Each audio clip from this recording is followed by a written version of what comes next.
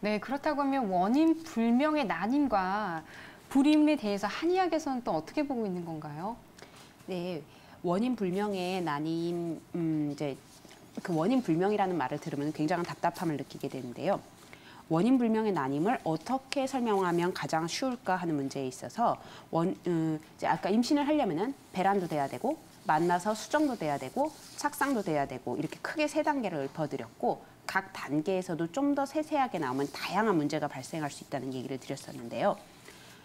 원인 불명의 불임은 결국 어느 하나가 아주 결격 사유가 발견된 것은 없는 거예요.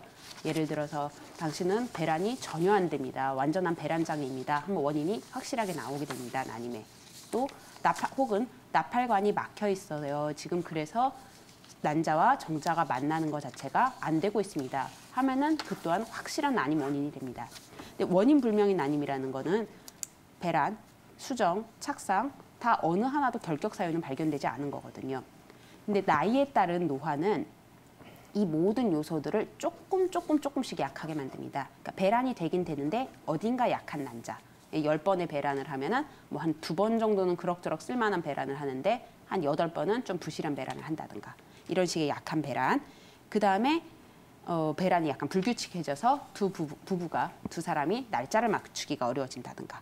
또 자궁 내막이 현격하게 뭐 6mm도 안 되는 수준의 성장 부진을 갖고 있는 건 아닌데 그래도 어딘가 좀 약한 자궁 내막, 황체기가 부족해서 황체기 결함으로 인해서 자궁 내막의 성숙도가 어딘가 약해지는 상태. 그리고 또 수정란이 여차저차 만들어지긴 했는데 분화가 조금 부실해서 착상을 확실하게 못하는 상태. 이런 약간씩의 가입력 저하 요소들이 결국은 최종적으로 원인 불명의 난임을 많이 차지한다라고 할 수 있습니다. 유문사친이라는 한의학 고서가 있는데요. 이 고서에서는 조경과 정혈에 아무 문제가 없는데 임신이 안 되는 사람은 원인이 무엇입니까? 라고 질문하면서 해설을 하고 있습니다. 조경이라는 것은 그 생리 주기를 얘기해요. 한의학적으로. 그러니까 생리가 잘하고 정혈에 문제가 없는데 이 사람의 배란이나 그냥 건강함, 나이, 특히 문제가 없는데 임신이 안 되는 경우는 무엇입니까? 라고 이제 질문을 던지고 있는 건데요. 그러면서 처방도 언급하고 있고요. 이것은 굉장히 옛날부터 아주 옛날부터도 원인 불명의 난임이라는 존재에 대해 인식을 하고 있었고 이에 대해서 한의학적으로도 고민해왔다는 것을 의미합니다. 아까 제가 어느 하나의 결격 요소가 있는 게 아니라 요소에 약간씩의 약점이 있어서 최종적으로는 크게 확률 저하를 일으킨 것이 원인 불명의 난임을 많이 차지한다라고 이야기 드렸는데요. 이게 한의학적으로는 오장육부 중에 신장의 양기가 허하고 그리고 자궁이 놓여있는 경맥의 이름이 충인맥인데요. 충인맥이 훼손되었다고 진단이 되는 사람들의 특징입니다. 이 신양이 허하고 충인맥이 훼손되었다고 이제 진단되는 사람들의 특징이 이렇게 요소마다 약간씩의 남들보다 빠른 노화, 약간씩의 기능 저하를 종합적으로 나타내게 됩니다. 그렇기에 이제 질병명 하나하나를 목적으로 하기보다 이렇게 사람 전체를 바라보는 한의학적 진단이 원인 불명 난임에 있어서 좀 더 의미를 가진다고 할 수 있습니다. 네, 아무래도 원인 불명의 난임이라고 하면 아무리 산모라든지 임신을 준비하고 계신 분들이 굉장히 많은 고민을 하게 될 것 같아요.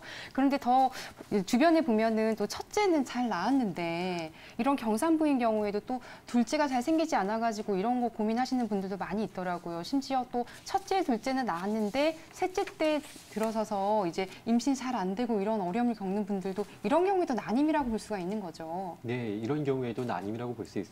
첫째 아이는 정상적으로 출산했는데도 불구하고 둘째 같은 경우에 정상적으로 1년 정도 정상적으로 임신 과정을 겪었음에도 불구하고 임신 준비를 했음에도 불구하고 임신이 되지 않는 것을 둘째 난임이라고 합니다. 의학 용어 상으로는 이 둘째 난임을 2차성 난임이라고 얘기하는데요. 1차성 난임이라는 거는 정상적으로 한 번도 임신이 되지 않은 경우를 가리키고 2차성 난임 같은 경우에는 정상적으로 임신을 했으나 그 뒤에 이제 난임이 되는 경우를 말합니다. 보통 이렇게 되는 가장 큰 이유는 첫째를 낳고 둘째를 가지는 그 터울이 길어지기 때문에 생기는데요. 아까 처음에 말씀드렸던 것처럼 우리 초혼 연령이 30대가 넘어가다 보니까 첫째를 낳고 터울이 조금만 길어지더라도 35세 이상이 되는 경우가 많습니다. 아까 말씀드렸던 것처럼 35세 이상이 되면은 난소 기능이 좀 떨어지기 때문에 아무래도 둘째를 갖는 게 좀 어려울 수 있습니다.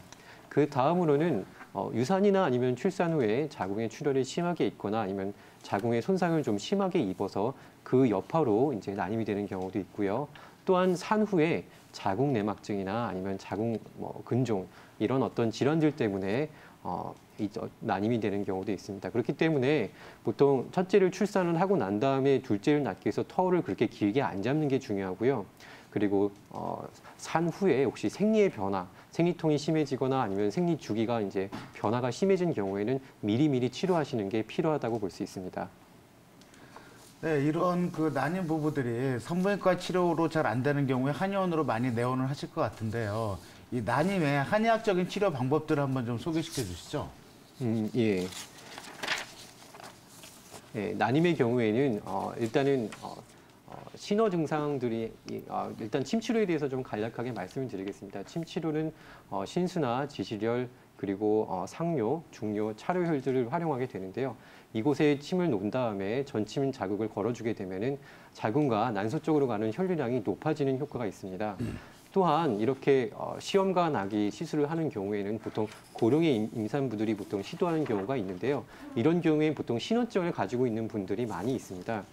신장이라는 것은 한의학에서 생식기에 관련된 기능을 담당하는 기관으로 보통 배란이 잘 되지 않거나 아니면은 자궁 생식기 쪽에 이제 기능이 좀 약해졌을 때 진단을 내리는데요.